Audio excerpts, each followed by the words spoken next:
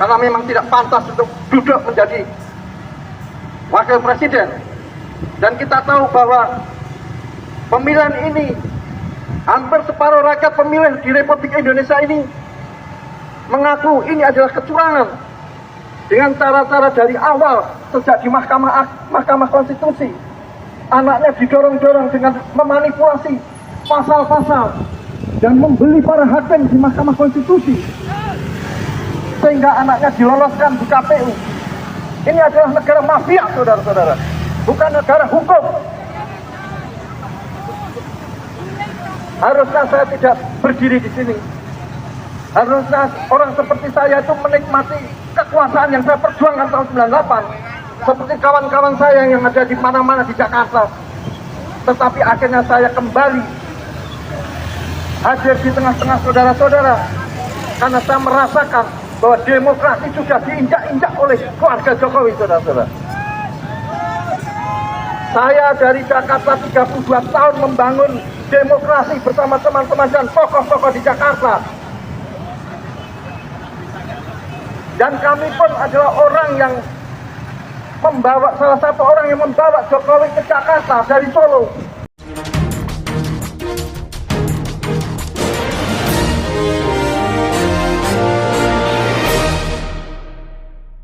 Selamat pagi para netizen dimanapun kita berada, salam inspirasi bagi kita semua. Wow, ini menarik begitu kan. Ternyata seorang Jokowi ya ditolak, rakyat Jogja tolak seorang Jokowi di situ begitu. Artinya apa ini begitu kan?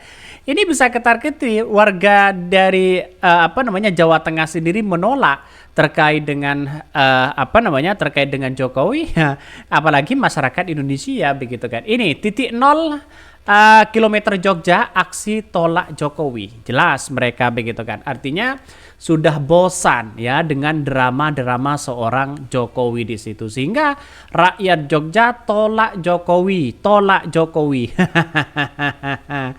Ya, kita lihat saja begitu kan. Artinya apa? Cawi-cawi begitu kuat ya dari seorang Jokowi di situ begitu. Sehingga masyarakat begitu muak begitu kan. Langkah-langkah yang dilakukan seorang Jokowi ya itu-itu aja begitu kan. Sehingga apa yang terjadi? Yang terjadi masyarakat seluruh Indonesia ya bahkan demo besar-besaran untuk salah satunya meminta Jokowi mundur di situ begitu. Ini salah satu yang menarik bahwa Jokowi rakyat Jogja ya menolak terkait dengan kedatangan dari seorang Jokowi ya di situ begitu. Mari baca lagi komentar-komentar netizen. Kenapa baru sekarang protes? Harusnya sebelum pencoblosan. Sebenarnya di hari pencoblosan sudah mereka begitu kan ya sudah ditolak dan sekarang sudah ditolak. Artinya apa? Sekarang saya melihat bahwa demo-demo seperti ini ya tidak didengarkan oleh mereka begitu, sehingga apapun yang dia lakukan, apapun yang dia demo begitu kan, seolah-olah pemerintah hari ini tidak begitu mendengarkan apapun persoalannya. Karena apalagi hanya segelintir orang misalnya yang menolak terkait dengan Jokowi di situ. Pada kenyataannya masyarakat Jogja kan biasanya identik dengan hal yang kemudian kultur dan budaya.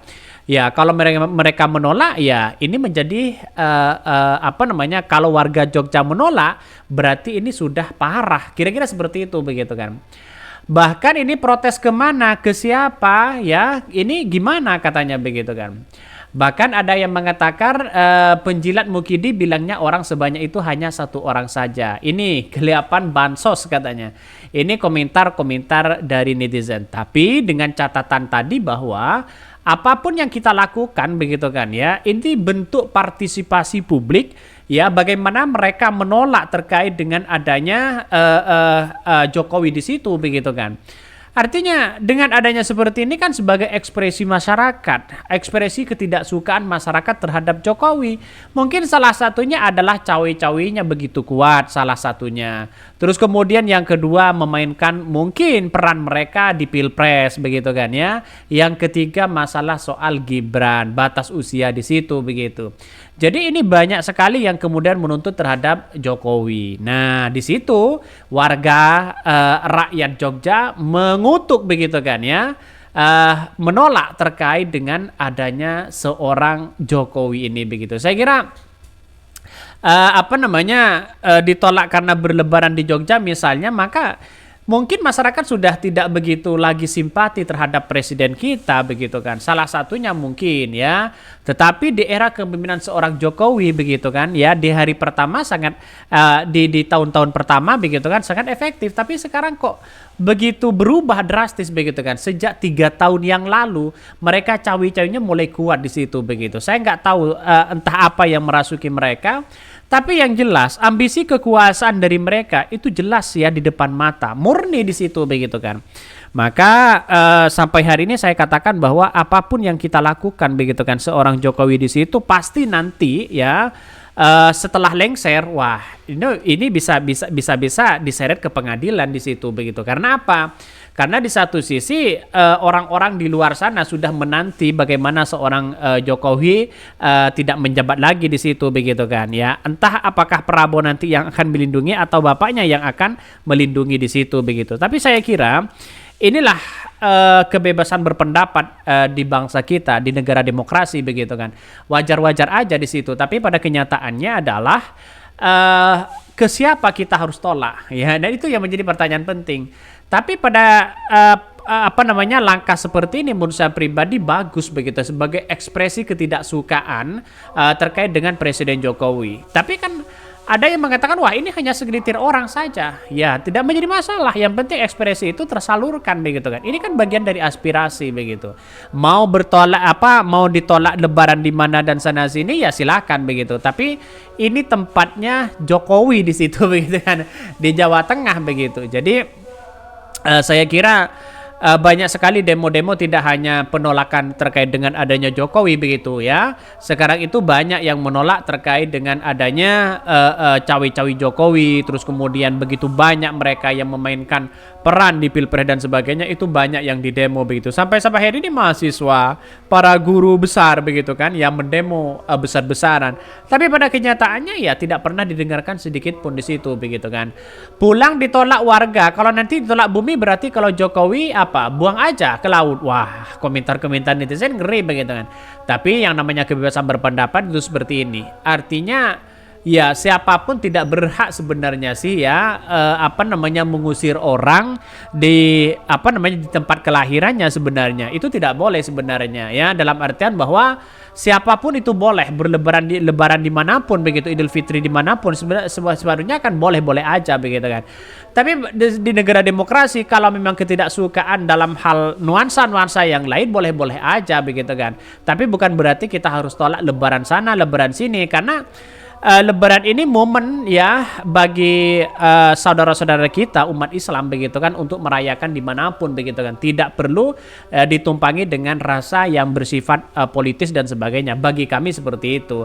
Tapi saya rasa kalau demo selain itu masalah kebijakan, masalah apapun begitu kan, itu memang kebebasan berdemokrasi begitu kan. Tapi kalau soal dirinya berlebaran di mana, itu kan saya rasa agak-agak logikanya memang agak-agak kurang tepat di situ begitu kan. Karena apapun seorang Jokowi yang dikritik itulah sebagai pemimpin, sebagai presiden di situ yang kritik kebijakannya dikritik dan sebagainya, bukan dikritik masalah pribadinya begitu kan. Kan begitu logikanya begitu. Maka saya katakan wah, ya silakan, ini bagian dari ekspresi dari masyarakat Indonesia. Maka saya katakan di momen lebaran ini begitu kan, ya siapapun bolehlah selama kita masih umat Islam merayakan hari lebaran, hari kemenangan di situ begitu. Tapi kalau memang ada soal penolakan terkait dengan adanya Jokowi karena mungkin Jokowi dianggap resah dan sebagainya, ya kita tunggu saja begitu kan ya. Apakah nanti lebarannya di Jogja akan ditolak atau di mana akan ditolak dan sebagainya begitu. Tapi inilah negara demokrasi. Mungkin itu yang kami sampaikan ya. Tonton terus channel Hodari Podcast Rakyat ini karena ada berita-berita menarik dan viral setiap harinya. Salam para netizen, salam inspirasi bagi kita semua. Jangan lupa di subscribe channel YouTube Hodari Podcast Rakyat ini.